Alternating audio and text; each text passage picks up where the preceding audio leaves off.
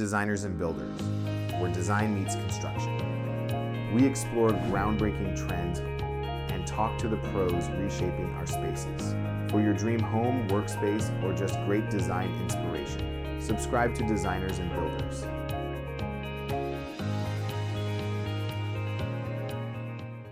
Hey, welcome to a brand new episode of the Designers and Builders podcast. I'm your host, Steve Larosiliere. Today's guest is Danny Monteiro from Reidy Contracting Group, where he's the managing partner. How you doing, Danny? Hey, Steve, how are you? Thanks for having me. Good. So before we hopped on, you started telling me a little bit about your background and your history. Give us, how'd you get into the contracting construction business?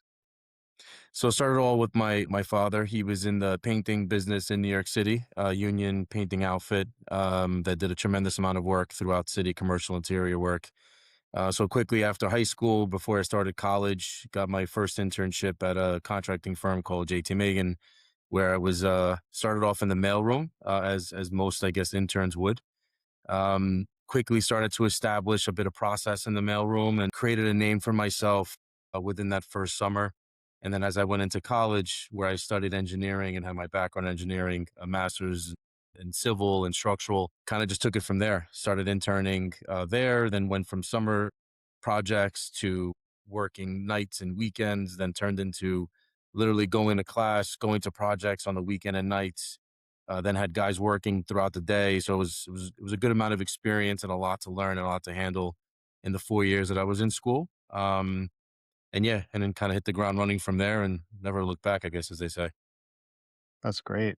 And so you knew from early age you just wanted to be like a builder. As cliche as it sounds, I love Legos Yeah. and always found myself building the Lego set, but then quickly taking it down and started building my own stuff with the Lego sets from prior. But I also knew I wasn't going to be able to sit behind a desk. I think my ADHD kicked in pretty early on. So just, I studied the design side of it, but then mainly wanted to get into actually being on site, talking to people, dealing with the problems and solving the problems really, and seeing things come to from design to fruition. It was a pretty cool product part of the process early on.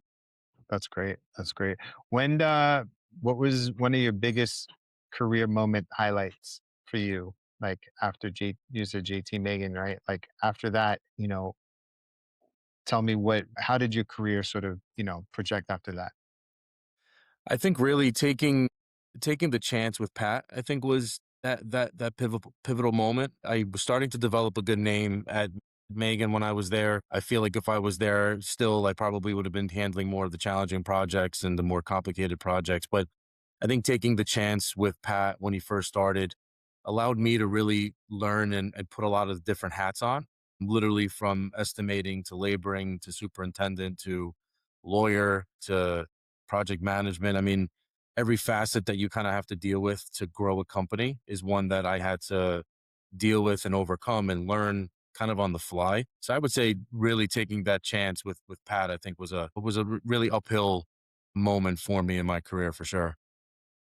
And you said he started in 2010 and like winter, you joined right in the summer. So you were just at the ground running with him, helping to build the company. What were those first couple of years like? Sharing a desk with Pat, if anybody knows Pat Reidy, he's not a quiet person on the phone. So sharing a desk with him, and being in close quarters with him when he's on the phone, you can't concentrate, you can't think. So that was always fun.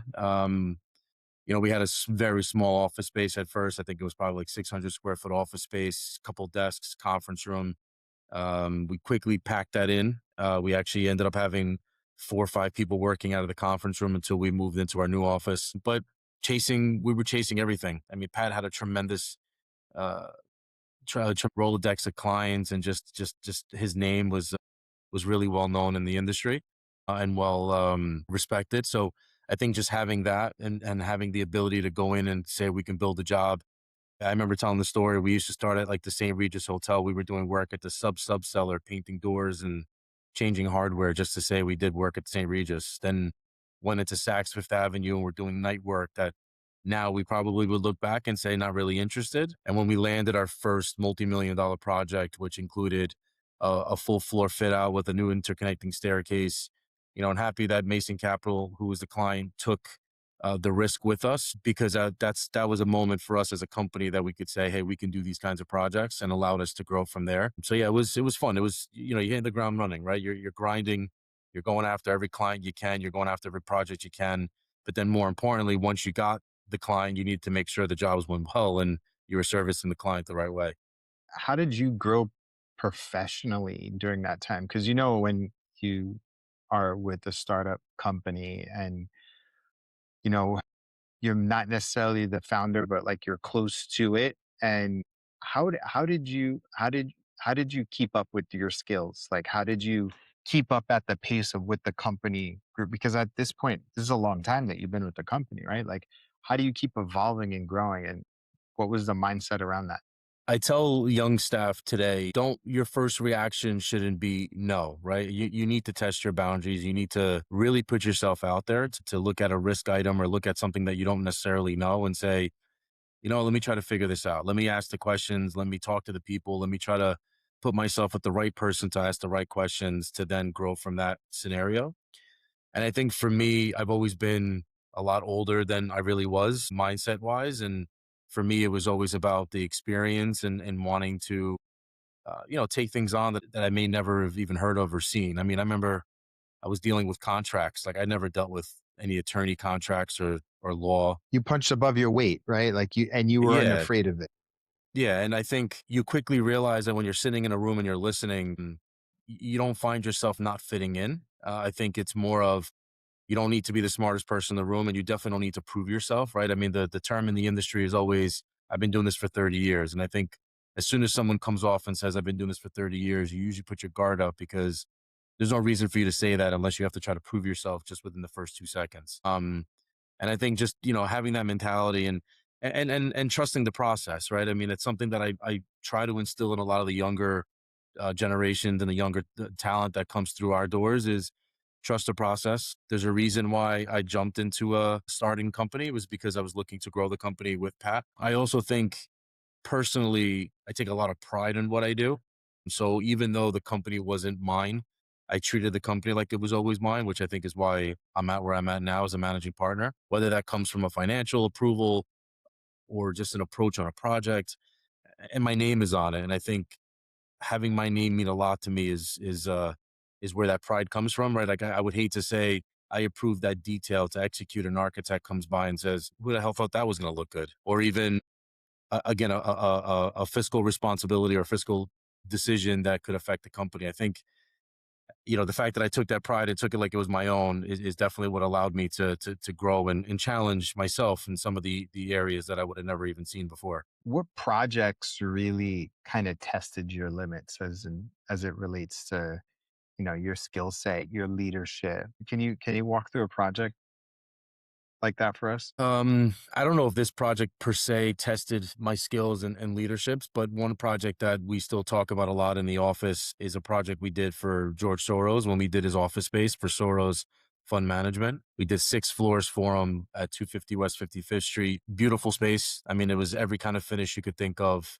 A staircase that went through 3 floors. There was I don't know if you know James Terrell. He's an artist. He does light refraction as art volumes. I'm probably going to butcher exactly what the art is, but we ended up putting an art volume within the office space too, which kind of first in its kind that we did in a commercial office space.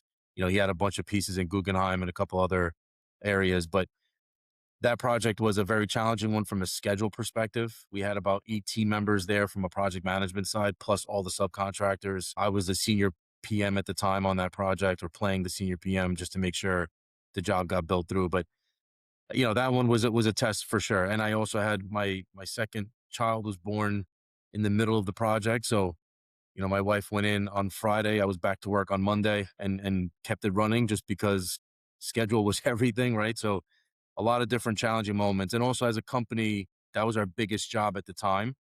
Making sure that the job went well was another pivotal moment for the company as we start talking about bigger projects and scalable projects. Um, so yeah, that was a fun one. I mean, we lost a lot of sleep on that one. I had more hair than I do now before that, but it was a fun one for sure. And how has your role changed in the past maybe since that project? Could you walk us through the arc of your career and from there? like in terms of Yeah, responsibility, leadership?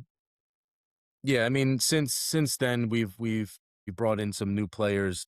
And we have, VP of Ops, we have a VP of Finance now, we have a Director of Estimating, Director of Ops. Like we have our different layers. I still have a very hands-on approach. I like to build. That's me. That's why reason why I got into construction. So naturally, when there's a challenging project, I don't just say, "Hey, team, figure it out." The guys at work the Trevor, who's my VP of Ops, used to always say to me, "You're the kind of guy if you see a barrel burning, you're gonna run right to it to try to figure out how to put it out, as opposed to saying, 'Hey, team, go take care of it and let me know if you need my help.'"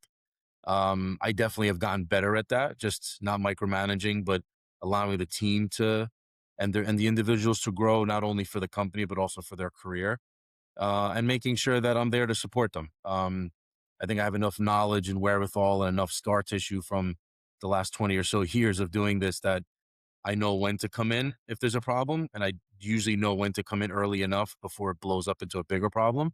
And I think I know also when to ask the questions to make sure that my team's juices are flowing, to get them thinking around the corner. So it's kind of the role that I've been playing now. And then just also from a BD sales perspective, like trying to tie the connections that I have and trying to bring in some new work and some new clients and maintaining that as well has kind of been my focus now in the last 6 months. That's awesome. Ed, one thing that when we were sort of thinking about bringing you on, we really wanted to understand the challenges around building in New York City. And you said New York City is a niche, like building it, doing construction in New York City is a niche. Can you talk about what that is like for the folks that are in maybe smaller cities? Yeah.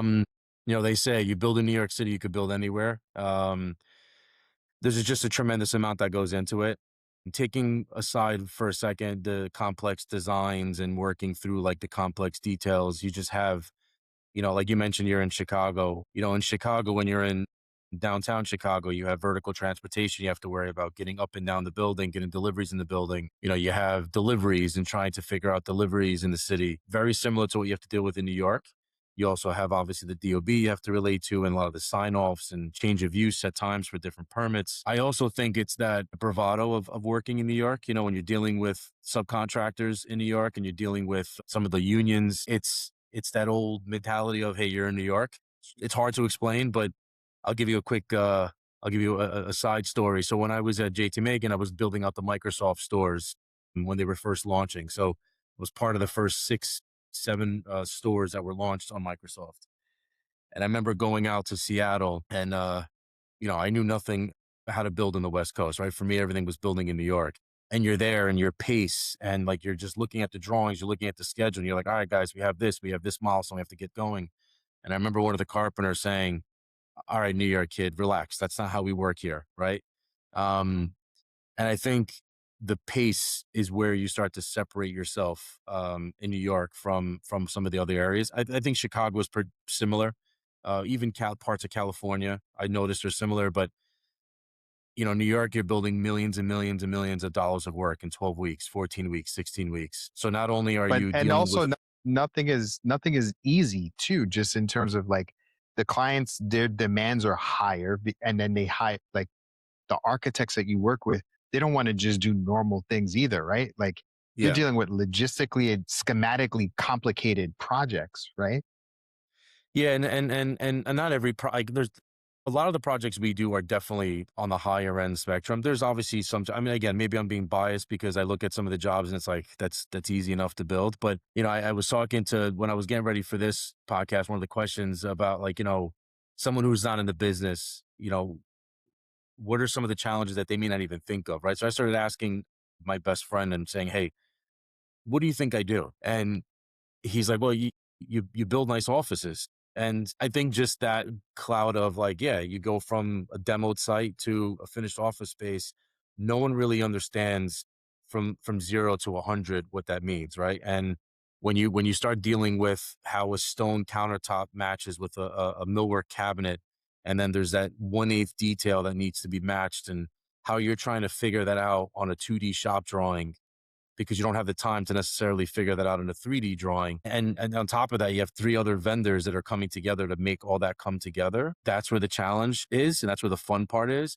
and now sprinkle a fast-paced schedule on top of that, where like if you have one little mistake, you could literally throw off a domino effect that could impact the entire schedule. Now that's it's the fun part of working in New York. I think that's the fun part about working in this business. It's like, solving problems with like space and design. It's I could tell that you take a lot of pride in what you do and what you accomplish and the things that you built. Like, could you talk about that? Like, knowing that, your father was a painting contractor, you were working there, like, so could you talk a little bit about the impact that your career has had and like this decision to be a builder, like that and the ripple effects of that?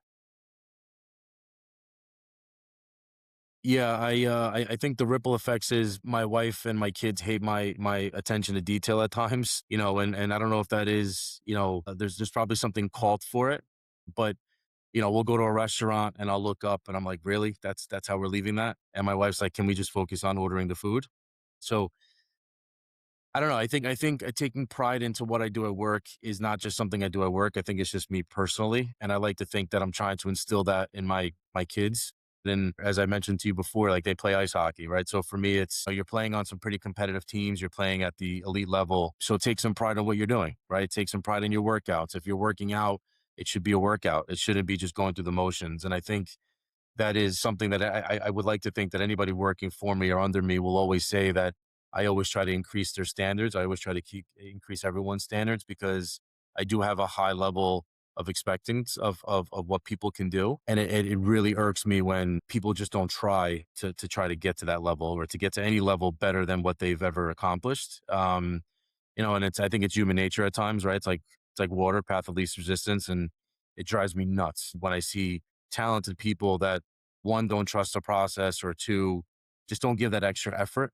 And they could just do so much better with it.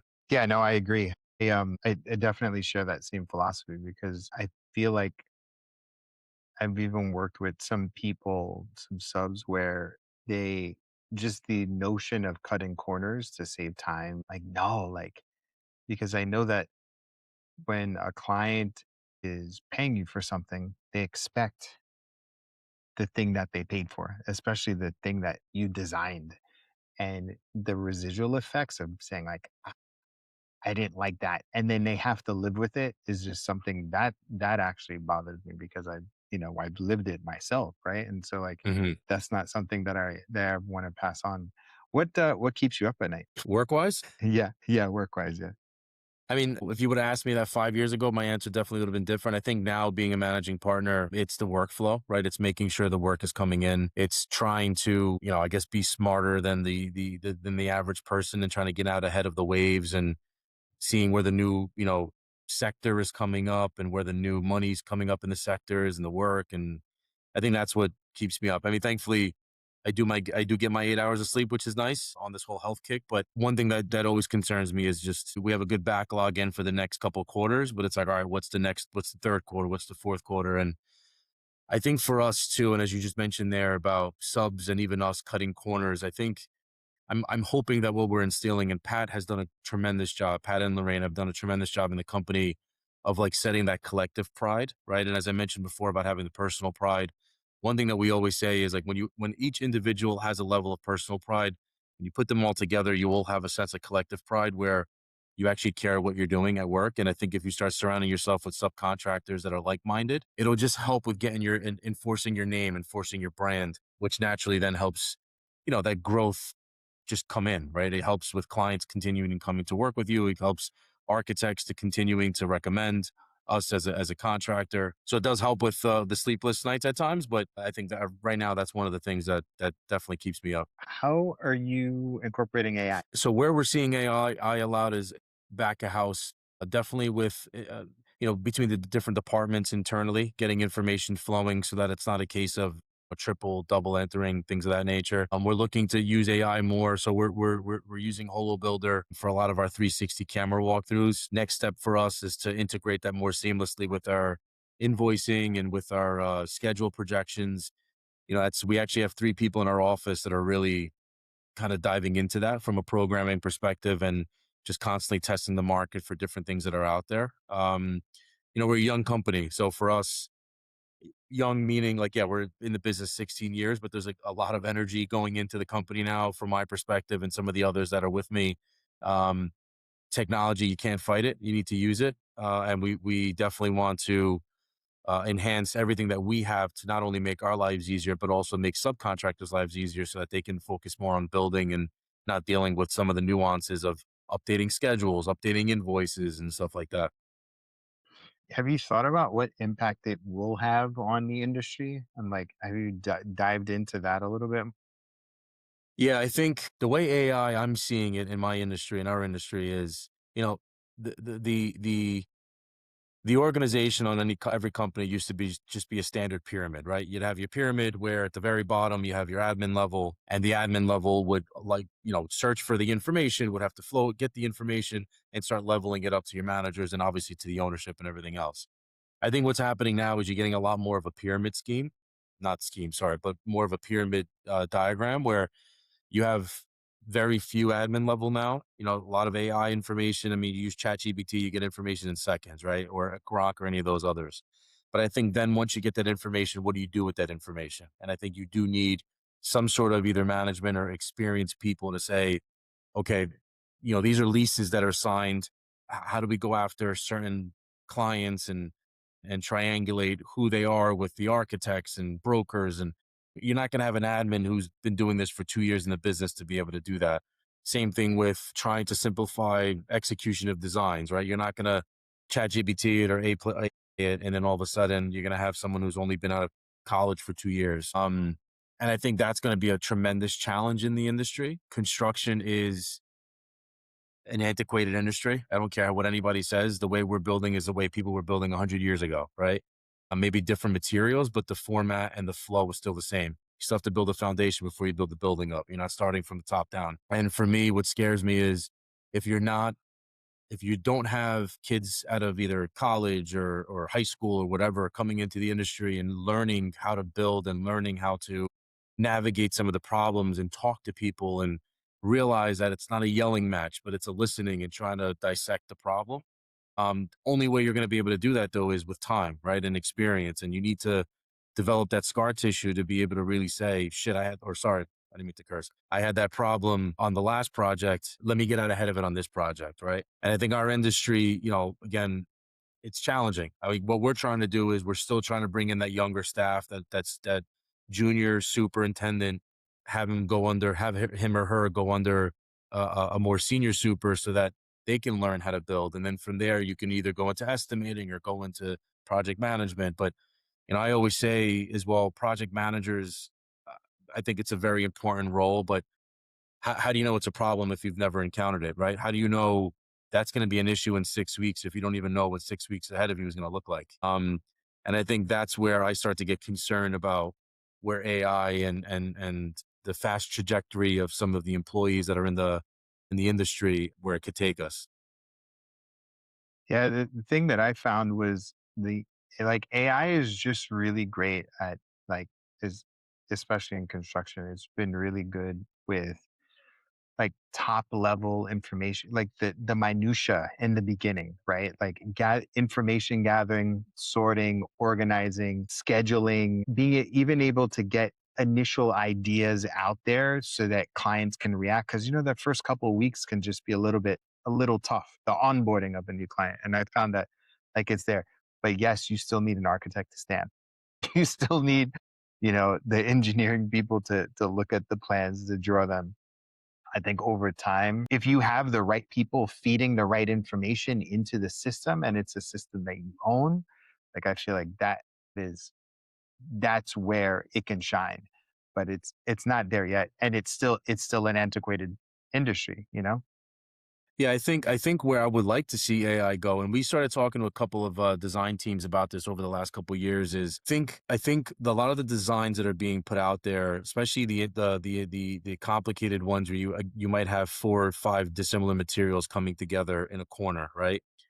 I feel like, there's a way, and it can be done. You just need the time to do it on the schedule, but you could project those details out on a job site, right? You could stand in a corner and you could point up at a soffit detail or a ceiling detail and say, what is this going to look like? And then how do you show a carpenter or foreman, hey, this is what this is supposed to look like. Make sure you're watching out for these things. That's what I would love to see AI start doing for us, right? Is you spit in a design into the program, and the program comes back and says, I need you to look out for these 10 things when you're building it out and executing it.